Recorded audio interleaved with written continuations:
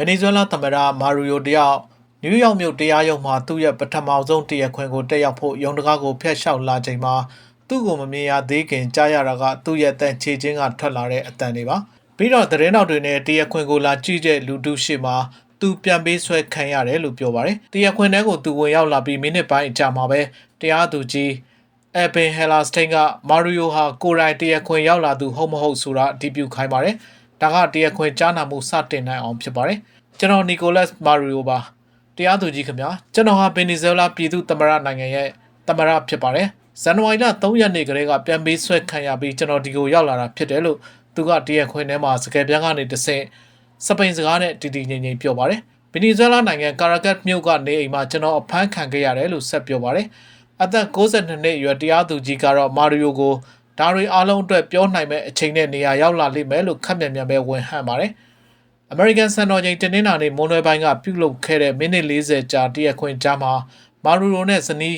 စီလီယာဖလော်ရက်စ်တို့ဟာသူတို့ကိုဆွဆွဲထားတဲ့လက်နက်နဲ့မိုးရေစေဝါအမှုတွေနဲ့ပတ်သက်ပြီးအပြစ်မရှိကြောင်းပြောခဲ့ပါတယ်ကျွန်တော်မှအပြစ်မရှိပါဘူးကျွန်တော်ဟာလူရင်ကြေးပါလို့ပြောပါတယ်ဇနီးတဲ့ဖြစ်သူဖလော်ရက်စ်ကလည်းလုံးဝအပြစ်မရှိဘူးလို့သူကပြောပါတယ်အသက်63နှစ်အရွယ်မာရီယိုနဲ့သူဇနီးတို့ကိုဗင်နီဇွဲလားကသူတို့အိမ်ဝင်းထဲကနေအမေရိကန်အထူးတပ်ဖွဲ့တွေကစနေနေ့တုန်းကဝင်ရောက်ဖမ်းဆီးခဲ့တာဖြစ်ပါတယ်။အဲ့ဒီနောက်နယူးယောက်မြို့ကအကျဉ်းထောင်တစ်ခုကိုလွှဲပြောင်းခြင်းခံခဲ့ရတာပါ။ပြာနဲ့လိမ်မော်ရောင်အင်ဂျီကာကီရောင်ပေါင်းပြီးဝတ်ထားတဲ့မာရီယိုတို့ဇနီးမောင်နှံဟာကြားနာမှုအတွင်းစပိန်ဘာသာပြန်ကိုနားထောင်နိုင်ဖို့နှကြက်တက်ထားပါတယ်။သူတို့နှစ်ဦးကြားမှာတော့ရှင်းနေတူထိုင်နေပါတယ်။မာရီယိုဟာကြားနာမှုအတွင်းအဝါရောင်မတ်စုစာရွက်ပြားပေါ်မှာမတ်စုရေးနေတာကိုတွေ့ရပြီးအဲ့ဒီစာရွက်ကိုသူသိမ်းထားလို့ရမလားဆိုပြီးကြားနာမှုအပြီးမှာတရားသူကြီးကိုတောင်းဆိုခဲ့ပါတယ်။မာရီယိုဟာအခန်းထဲကိုဝင်လာချိန်မှာသူတရားခွင်ထဲမှာရှိနေတဲ့ပြည်သက်တော်တော်များများကိုခေါင်းဆက်ပြပြီးနှုတ်ဆက်ပါတယ်။ကြားနာမှုတစ်လျှောက်လုံးမှာသူ့ဟန်ပန်အတိုင်းတီတီငိမ့်ငိမ့်ခန်းစားချက်မပါတဲ့ပုံစံနဲ့ဖြတ်ကျော်တာကိုတွေ့ရပါတယ်။ဒီချိန်မှာဆိုရင်အများပြည်သူကြည့်ရှုနိုင်တဲ့နေရာကနေတရားခွင်ကိုလာကြည့်တဲ့အမျိုးသားတစ်ယောက်ကမာရီယိုကိုရာဇဝတ်မှုတွေအတွက်ပြန်ပေးဆက်ရမယ်လို့ရုတ်တရက်လှမ်းအော်ပြောပါတယ်။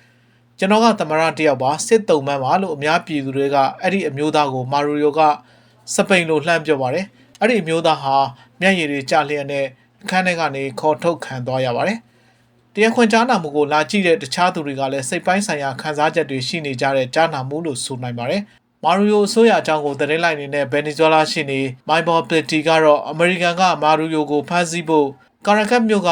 ဖွက်တေးတီနာယိုစစ်စခန်းကိုတိုက်ခိုက်ချိန်မှာသူ့မိသားစုပိုင်နေအိမ်ပျက်စီးခဲ့တယ်လို့ပြောပါတယ်။သူ့နိုင်ငံခေါင်းဆောင်ဟောင်းကိုအမေရိကန်စစ်တပ်အရာရှိတွေကကျင်းသားတစ်ယောက်အနေနဲ့ခေါ်ထုတ်သွားတာကြည့်ရတာမယုံနိုင်ဘူးလို့ပြောပါတယ်။မာရီယိုရဲ့ဇနီးဖလော်ရက်စ်ကတော့တရားခွင်မှာပို့ပြီးတိတ်ဆိတ်နေခဲ့ပါတယ်။သူ့နားတွေနဲ့နှဖူးမှာဒဏ်ရာတွေပတ်တီးစီးထားတာကိုတွေ့ရပါတယ်။သူ့ရှေ့နေကတော့ဖလော်ရက်စ်ဟာအဖမ်းခံရချိန်မှာဒဏ်ရာတချို့ရခဲ့တယ်လို့ပြောပါတယ်။ဖလော်ရက်စ်ဟာသူ့ရဲ့ရွှေရောင်စပင်ကိုထုံးထားပါတယ်။တရားခွင်မှာသူ့ရှေ့နေကဖလော်ရက်စ်ကိုတင့်တဲ့စေဝါကူတာမှုရမရမေးပါတယ်။နိုင်ရိုးတွေထိမတိဆိုတာနဲ့ဓာတ်မှန်ရိုက်ပေးလားဆိုပြီးလဲရှေ့နေကဖလော်ရက်စ်ကိုမေးတာတွေ့ရပါတယ်။ခုတစ်ခေါက်ကြားနာမှုမှာမာရီယိုနဲ့သူ့ဇနီးတို့ဟာအာမခံမလျှောက်ထားကြပါဘူး။ဒါပေမဲ့သူတို့ဟာနောက်ပိုင်းရက်တွေမှာအာမခံလျှောက်ထားခွင့်ရမှာဖြစ်ပါတယ်။ဒါကြောင့်သူတို့ဟာဖက်ဒရယ်အဆင့်ထိန်းသိမ်းခံရမှုအောက်မှာဆက်ရှိနေမှာဖြစ်ပါတယ်။အမေရိကန်ကတော့မာရီယိုဟာအကြမ်းဖက်မှုမှာပါဝင်ပတ်သက်တဲ့ဆိုတာနဲ့ကိုကင်းတွေတင်ပို့တယ်လို့ဆွဆွဲထားပါတယ်။နောက်ပြီးဆက်သက်နက်တွေနဲ့ဖျက်ဆီးရေးကိရိယာတွေကိုပိုင်ဆိုင်မှုနဲ့ဆွဆွဲပါတယ်။မာရီယိုအပြင်သူ့ဇနီးသားနဲ့နောက်ထပ်လူတော်တော်များများလည်းတရားစွဲခံရပါတယ်။နောက်တစ်ချိန်တရားခွင်ကြားနာမှုကိုတော့မက်လ18ရက်နေ့မှာပြုလုပ်ဖို့ရှိပါတယ်ခင်ဗျာ။